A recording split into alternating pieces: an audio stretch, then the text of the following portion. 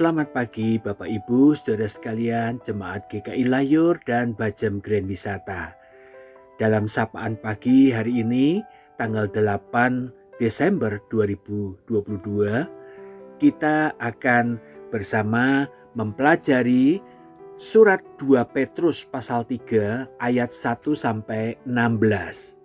Sebelumnya mari kita bersatu dalam doa. Bapa Surgawi, di pagi hari ini kami mau merenungkan firman Tuhan yang mengajak kami untuk memahami kedatangan Kristus dan bagaimana yang perlu kami siapkan di dalam hidup kami.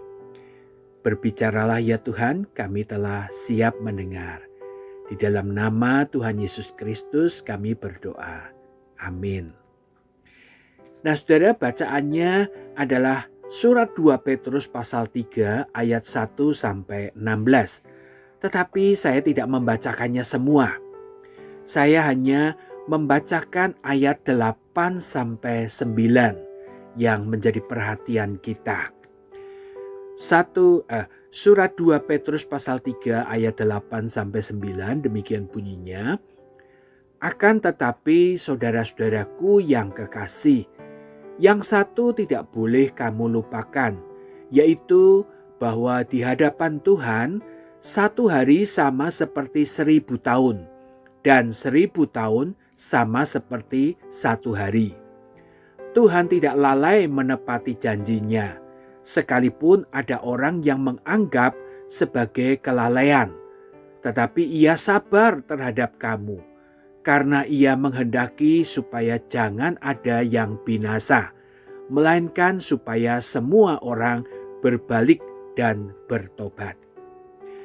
Ya, Bapak Ibu dan Saudara sekalian, kalau kita ingat di dalam Alkitab, yaitu di Matius pasal 24 ayat 45 sampai 52, Tuhan Yesus pernah memberikan suatu perumpamaan tentang hamba yang setia dan hamba yang jahat. Mengapa hamba itu dikatakan setia?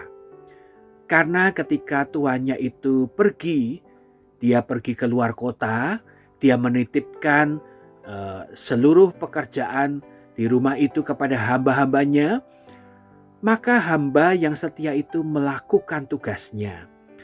Sekalipun tidak ada tuannya, tetapi hamba itu tetap melakukan dengan disiplin sebagaimana biasa ketika tuannya ada.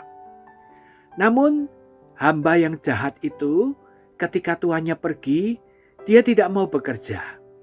Dia justru memukul dan menganiaya hamba yang lain. Dia mabuk-mabukan, dia bersukaria dan hidup tidak seperti yang dikehendaki tuannya. Nah, pada saat ketika tuannya itu datang secara tiba-tiba, maka tuannya itu menghukum hamba yang jahat itu, yang tidak setia itu. Sedangkan hamba yang setia itu justru diberikan kepercayaan yang lebih besar lagi. Nah, saudara-saudara, di dalam surat 2 Petrus pasal 3 ayat 1 sampai 16 ini, di situ rupanya Petrus menghadapi orang-orang yang dikatakannya sebagai pengejek-pengejek.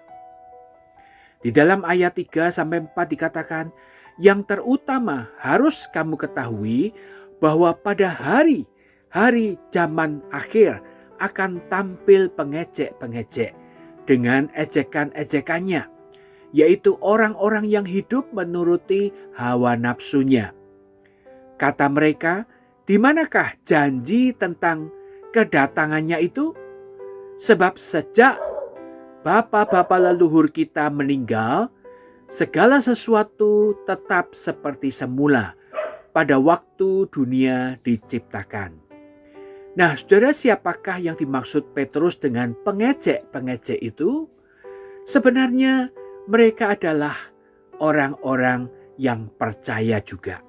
Bukan orang-orang yang sama sekali tidak mengenal Kristus, sama sekali beragama lain begitu. Tidak. Ternyata mereka adalah orang-orang Kristen juga.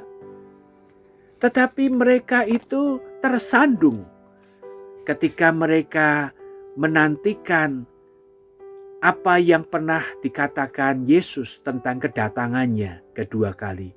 Mereka merasa bahwa mereka sudah lama menanti dan ternyata hal itu tidak mereka alami. Lalu akhirnya mereka justru mengejek apa yang dipercaya para rasul. Nah saudara, mengapa hal itu bisa terjadi? Jawabannya memang singkat, yaitu karena mereka terlalu lama menanti dan terus menanti, menunggu dan terus menunggu, dan akhirnya mereka sendiri merasa tersandung atas kepercayaannya itu. Saudara, tentu kita semua tahu bahwa menanti atau menunggu adalah suatu pekerjaan yang menyebalkan, memang tidak menyenangkan. Kita merasa tidak senang ketika kita harus menunggu atau menanti. Ketika kita mengantri kemacetan lalu lintas, atau kita menanti untuk urutan berobat ke BPJS dan sebagainya. Di situ kita merasa tidak nyaman. Nah, saudara, berapa lama ketika orang-orang pada zaman Rasul Petrus itu sampai mengejek kedatangan Kristus itu? Menanti 1 tahunkah? Sampai 5 tahun? Atau lebih? Bahkan kalau sampai saat ini, saudara, sudah 2000 tahun. Yesus mengatakan kedatangannya itu sampai sekarang juga belum datang. Nah saudara, menunggu atau menanti sesuatu yang tidak menyenangkan, melelahkan, memancing emosi. Dan inilah yang sebenarnya terjadi juga di dalam Alkitab. Kalau kita mau bertanya, ketika Abraham menerima janji Tuhan tentang tanah Kanaan yang diberikan kepadanya dan keturunannya, bahwa melalui keturunannya Tuhan akan memberkati bangsa-bangsa. Berapa lama ketika Abraham menantikan sampai dia sendiri mempunyai anak? 25 tahun. 25 tahun, begitu panjang, ya. Tetapi tidak lebih panjang lagi ketika bangsa Israel menanti janji Tuhan sampai dia masuk ke tanah perjanjian Kanaan dan mewarisi tanah itu. Berapa lama? 40 tahun menanti dengan berjuang di padang gurun. Dan mereka banyak yang gagal. Mereka akhirnya tidak masuk ke tanah perjanjian, yaitu mereka yang lahir di Mesir. Kalau kita tarik ke belakang lagi, berapa lama bangsa Israel menantikan janji Tuhan tentang datangnya Mesias, sampai Mesias itu benar-benar lahir di Bethlehem. Saudara, sejak janji itu diberikan bahkan pada Adam dan Hawa di Kejadian 3 ayat 15, itu berarti sudah sekitar 4.000 sampai 5.000 tahun yang lampau. Baru Yesus datang. Dan itu pun banyak orang tidak percaya Yesus itu Mesias. Nah saudara, namun satu hal yang perlu menjadi kita perhatikan, yaitu Tuhan tidak lalai menepati janjinya. Sekalipun ada orang yang menganggap sebagai kelalaian, kata Petrus, tetapi ia sabar terhadap kamu. Nah artinya saudara-saudara, bahwa sekalipun penantian itu panjang, tetapi Tuhan tidak mungkin melupakan janjinya. Ketika Tuhan berjanji kepada Abraham, benar-benar itu dipenuhi. Setahap demi setahap, keturunannya menjadi banyak, menjadi bangsa Israel. Tanah Kanaan diberikan sekalipun harus menunggu 40 tahun. Dan bahkan Mesias yang dijanjikan itu pun diberikan sekalipun mereka menunggu sampai 4.000 sampai 5.000 tahun. Nah, demikian juga ketika Yesus berjanji tentang kedatangannya yang kedua kali. Barangkali kita merasa kita sudah melewati 2.000 tahun. Tetapi saudara-saudara, apakah Yesus berbicara tentang waktunya? Ketika Tuhan Yesus berkata bahwa bagi Allah 1.000 tahun sama seperti satu hari sama seperti 1.000 tahun. Itu berarti bahwa bagi Allah waktu itu relatif. Bagi kita yang hidup di dalam dimensi waktu, waktu itu memang kita perhitungkan, kita anggap itu sesuatu yang menentukan. Tetapi tidak demikian dengan Allah. Waktu itu menjadi relatif karena Allah tidak hidup di dalam dimensi waktu.